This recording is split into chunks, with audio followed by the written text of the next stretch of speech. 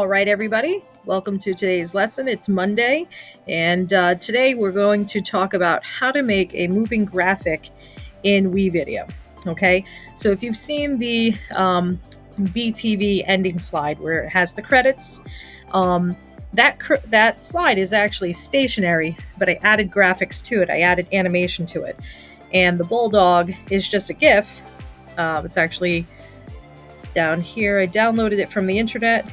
So it's just this GIF right here that I changed the position of and used the different XY axis points to create motion. So it's all an illusion. So I'm going to show you how to do that now. All right. So the first thing I did for that video was I took a image. So this is just the school. I went online and searched that. And then I extended it out because I knew, it takes a few seconds to get through credits. All right. So the next thing I did was I know I need to add the text. And what I did with this was I looked for one that allowed, these are all animated already. They already have their own animation. And you could technically, if I really wanted to give each person a special touch, I could just put every single person's name on a separate one of these. But I think that would actually take longer, and it's not what's traditionally done in film. So I'm going to stick with something that's a little more traditional. So I'm going to look here in the static, and you have a couple of options. This one that says citations, you could add animation to this if you had some really long text. You could make this bigger, or you could do the end credits, which is, seems like the right choice. Now, here's the one problem. If you look at this, it's static, okay? It's not moving. Now, that could be, my first thought with this was maybe it doesn't move because there's only so many names. Now, if I go and I add more names, for example, if I go to my classes, because I did this for BTV, and I add, I'm going to go here. I'm just going to use actual names and just show you the exact process I went through. So I just took my writing group's information and copied that. And then I pasted in. And yes, it does allow you to do that pretty easily. Okay, if you have the information on a Word document, I highly suggest, if you have a lot of names, if you have a lot of text that you're going to add to any of this, putting it in a Word document will make it much easier to use, and you can spell check, because typically any of these visual editors do not have any kind of spell check. Okay, so that's the first thing I did, and I just figured, okay, now that there's more names, of course it's going to move, right? Well, let's see what happens. And no, it does not move. Why doesn't it move? It seems like it should automatically have a scroll, but it doesn't. So what I've decided to do is I'm just going to extend this out because I know I'm going to need more time. And I'm going to do the following. I'm going to double click on it. And you can actually take all of this and you could adjust the size of the text. You could adjust all of that. But that's not going to help us as much with why it's not scrolling. What we have to add is this thing right here. These are called animations. So when it's blue, that's what you're working with. This is scaled to 1. And if you notice 180, Y96, that is right here, right in the middle. Okay, that is framed up to the middle of the screen. Now, if I do this, I'm going to move this down. Notice what happens to the Y-axis. Okay, the further down it is, the more positive the number becomes. And the further up it becomes a negative number. Okay, and then my X-axis will change depending upon how left or how far right I bring it. Okay, so I'm going to cancel. I'm going to close that out. Go away. I want to cancel that, but it won't let me because I'm limited to a certain amount of time. So I'm just going to bring this down so that I have that to go there.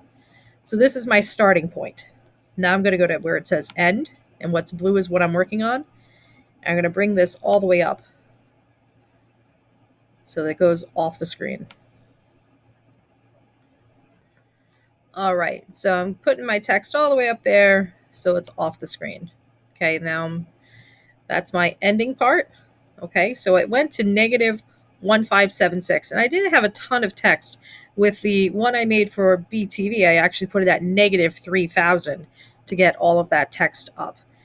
And again, the x-axis, you can, just adjust it. Kind of remember that first number. I want to set it to 180 for the end because that's where we started. I'm going to go to the start. It's frozen on me. I'm going to keep that at 180 as well because that was what it was before I started playing with it. So now I'm going to save changes and see what happens. All right, so now I have a scrolling text. Okay, so the first part of this project is for you, and I will share this document with you so you can have the kids' names, is to actually make a scrolling text for the people in BTV. All right, so that's the first thing. The second thing, and probably the more fun thing, is the bulldog that I put on there.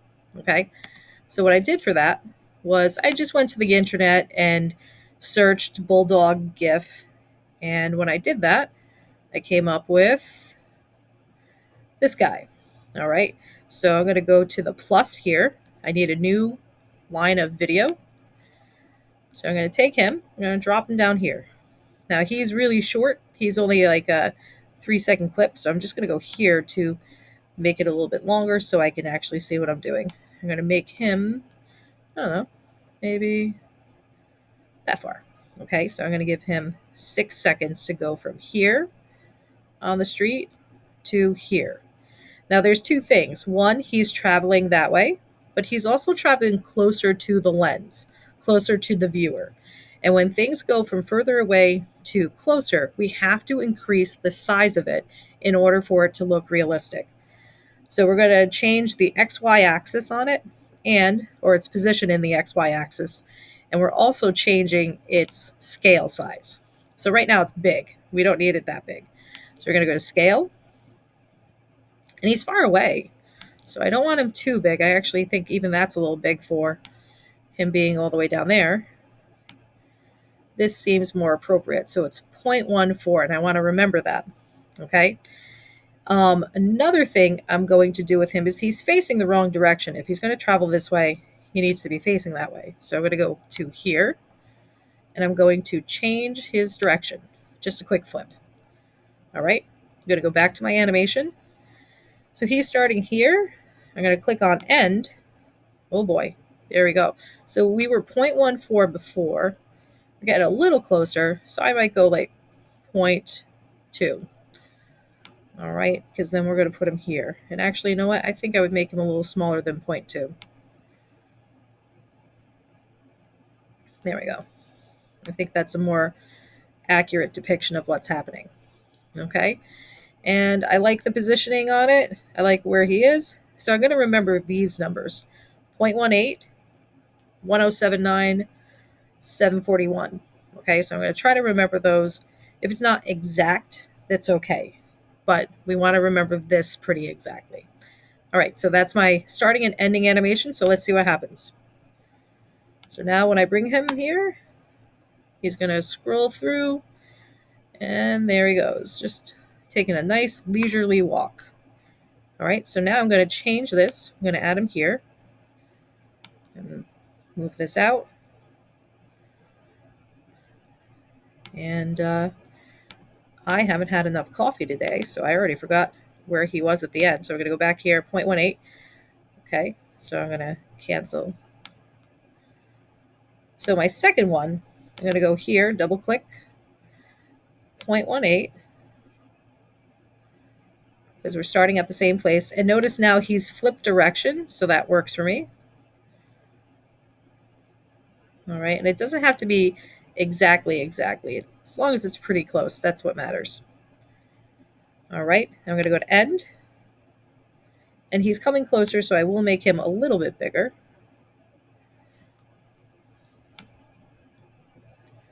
I'm going to put him right there. And then I'm going to save. Let's see what that looks like. All right, and for my last piece here, I'm going to just take him and have him walk off the screen. Okay, so make him bigger. Oops. Again, we need to make sure we're trying to adhere to the same size. So at the end, he's 0.28. Cancel because I didn't change anything. Go to my new clip. We're going to start at 0.28. And we had him here, right about there. And we also need to flip him because now he's going to walk in the other direction and walk off the screen. Okay, so I'm going back to my animation. And I'm not going to change his size because, well, he's not coming closer to the camera, so there's no need to. So now I'm just going to drag this off. So he's going to walk a path from there to here. And he's going to walk off.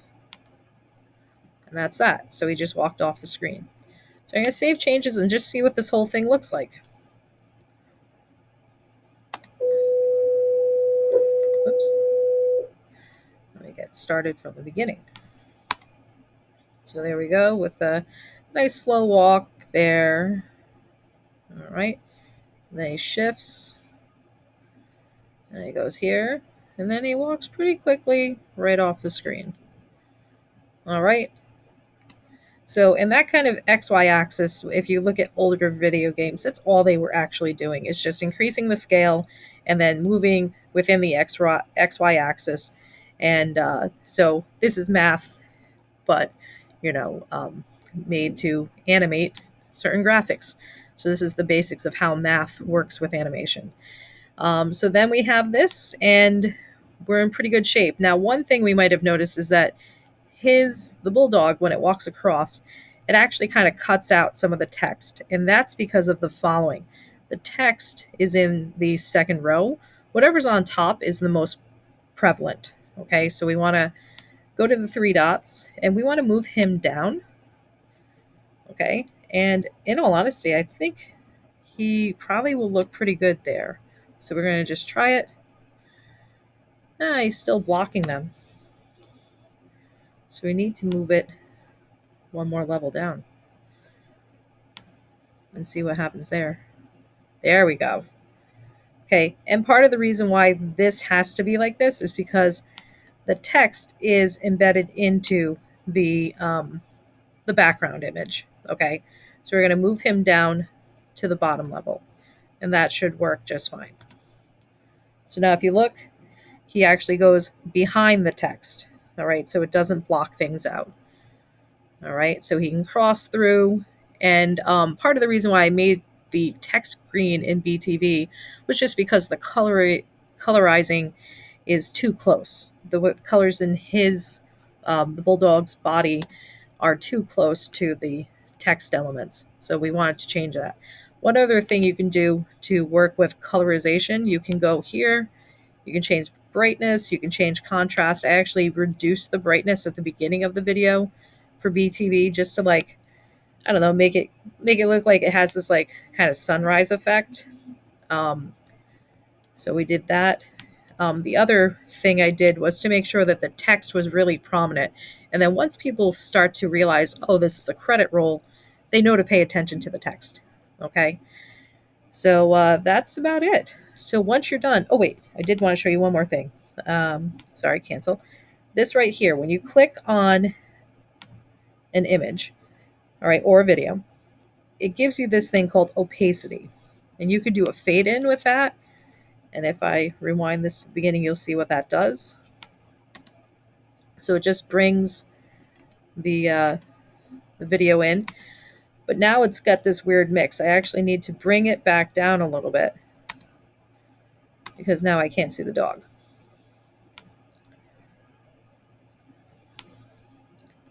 So just be careful with your opacities. Now I might need to actually change his line because I changed the opacity on this. And this isn't letting me fix it. When you're done, go to finish. Make sure you rename it and then share it with me in Google Classroom.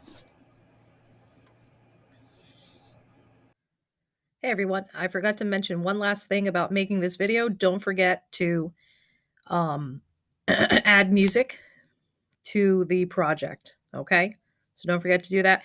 And if it's longer than the song, you might need to add 2 songs. If it's shorter, then you can always trim it down. Okay?